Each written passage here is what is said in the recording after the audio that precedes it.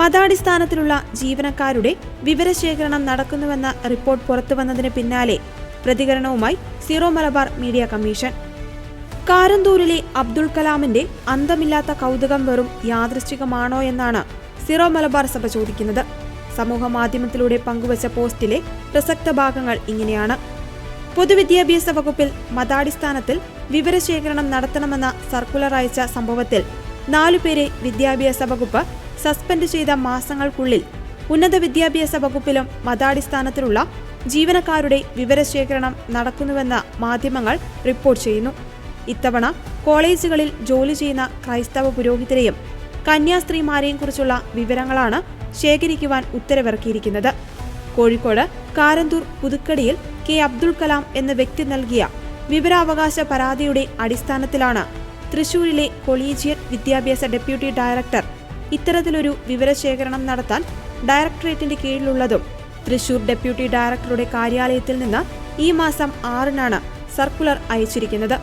കൂടാതെ ഈ കാര്യാലയത്തിന് കീഴിൽ ജോലി ചെയ്യുന്നവരിൽ പുരോഹിതർ എത്ര പേരുണ്ടെന്നും എത്ര കന്യാസ്ത്രീകളാണ് ജോലി ചെയ്യുന്നതെന്നും ചോദ്യമുണ്ട്. 2020-21 മുതൽ 2024-25 വരെ ഓരോ വർഷവും വരുമാന നികുതി അടച്ചവർ ആരൊക്കെ തുടങ്ങിയ 6 ചോദ്യങ്ങളാണ് കോളേജുകൾക്ക് നൽകിയിട്ടുള്ളത്. ഇതിനുള്ള മറുപടി നിശ്ചിത സമയപരിധിക്കുള്ളിൽ നൽകണമെന്ന നിർദ്ദേശവുമാണ് സർക്കുലറിൽ പറയുന്നത്. സർക്കാർ ശമ്പളം വാങ്ങി ജോലി ചെയ്യുന്ന ക്രിസ്തുമത വിശ്വാസികളായ ജീവനക്കാർ ഇൻകം ടാക്സ് നിയമങ്ങളും രാജ്യത്തെ നിലവിലുള്ള മറ്റ് സർക്കാർ നിയമങ്ങളും സർക്കാർ ചട്ടങ്ങളും കാറ്റിൽ പറത്തി 1 രൂപ പോലും ഇൻകം ടാക്സ് ഡിപ്പാർട്ട്മെന്റിലേക്ക് ഇൻകം ടാക്സായി അടയ്ക്കാതെ മുങ്ങി നടക്കുന്നു എന്ന അടിസ്ഥാനരഹിതമായ ആരോപണമുന്നയിച്ച കെ അബ്ദുൾ കലാം തന്നെയാണ് ഈ വിചിത്രമായ പരാതിയുടെ പിറകിലുമെന്നത് ഈ വിഷയത്തിന്റെ ഗൗരവം വർദ്ധിപ്പിക്കുന്നുണ്ട്. ക്രൈസ്തവർക്ക് നേരെ വടക്കേ ഇന്ത്യയിൽ നടക്കുന്ന അതിക്രമങ്ങൾക്ക് നേരെ പ്രതികരിക്കുന്ന ഇടതുപക്ഷം കേരളത്തിൽ നടക്കുന്ന ഇതുപോലുള്ള മതപരമായ വിവേചനത്തെ ഗൗരവമായി എടുക്കാത്തതെന്തുകൊണ്ടെന്ന ചോദ്യം ന്യായമാണ്. അസംബന്ധങ്ങൾ പ്രചരിപ്പിക്കുകയും സമൂഹത്തിൽ മതസ്പർദ്ധ വളർത്തുന്ന രീതിയിൽ പരാതി നൽകുകയും ചെയ്ത കെ അബ്ദുൾ കലാമിനെതിരെ DGPക്ക് പരാതി നൽകുവാൻ മന്ത്രി ശിവൻകുട്ടി തന്നെയാണ് പൊതുവിദ്യാഭ്യാസ ഡയറക്ടറോട് നിർദ്ദേശിച്ചിരിക്കുന്നത്. അതിന്റെ നടപടിക്രമങ്ങൾക്കിടയിലാണ് ഇതേ വ്യക്തി തന്നെ ഉന്നത വിദ്യാഭ്യാസ വകുപ്പിൽ നൽകിയ വിവരാവകാശ അന്വേഷണത്തിന്റെ പേരിൽ ഇപ്പോൾ ഇത്തരത്തിലൊരു വിവരശേഖരണം നടക്കുന്നത്. കേരളത്തിൽ ക്രൈസ്തവ സഭയ്ക്ക് നേരെ നടക്കുന്ന സംഘടിത ഗൂഢാലോചനയുടെ ഭാഗമാണോ അടിസ്ഥാനരഹിതമായ ഈ പരാതിയെന്ന് സർക്കാർ അന്വേഷിക്കണം.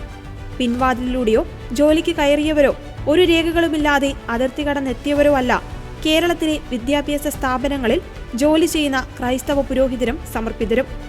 സർക്കാർ മുന്നോട്ട് വെക്കുന്ന എല്ലാ മാനദണ്ഡങ്ങളും പൂർത്തിയാക്കിയിട്ട് ജോലിയിൽ പ്രവേശിച്ചവരാണവർ. അതുകൊണ്ട് തന്നെ വർഗീയ ലക്ഷ്യങ്ങളുള്ള വ്യക്തികൾ ഉന്നയിക്കുന്ന വിലകെട്ട ആരോപണങ്ങൾക്കു പിറകെ അന്വേഷണം പ്രഖ്യാപിക്കുന്ന ഉദ്യോഗസ്ഥർ തങ്ങളുടെ പദവിക്ക് ചേരാത്തവരാണ്. കാളപ്പെറ്റു എന്ന് കേട്ടാൽ കയറെടുക്കാനോങ്ങുന്ന ഇത്തരം പോഴരെ നിലയ്ക്ക് നിർത്താൻ ജനാധിപത്യ സർക്കാരുകൾ തയ്യാറാകണം. തെറ്റിദ്ധാരണ പരത്തുന്ന ആരോപണങ്ങൾ ആവർത്തിച്ചു നൽകി സമൂഹത്തിൽ മതസ്പർദ്ധ വളർത്തുവാൻ ശ്രമിക്കുന്ന കെ അബ്ദുൾ കലാമിന് വർഗീയ താൽപര്യങ്ങളുണ്ടോ എന്നും സമഗ്രമായ അന്വേഷണം നടത്തണമെന്നും സീറോ മലബാർ മീഡിയ കമ്മീഷൻ ആവശ്യപ്പെട്ടു.